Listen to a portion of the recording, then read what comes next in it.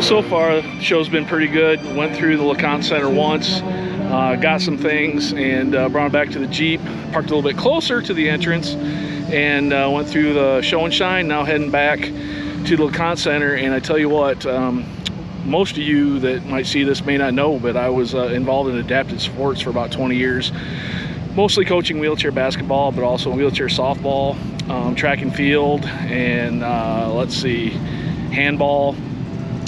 And one of the things that's big in the disability community is accessible design, or universal design, where architects make sure that everything's accessible for everyone without having to add ramps and whatnot. And this entrance to the LeConte Center is a great example. It's all ramps all the way down, completely 100% accessible, one way in, one way out, and anybody with any type of physical disability can get in and out just fine. Look at this.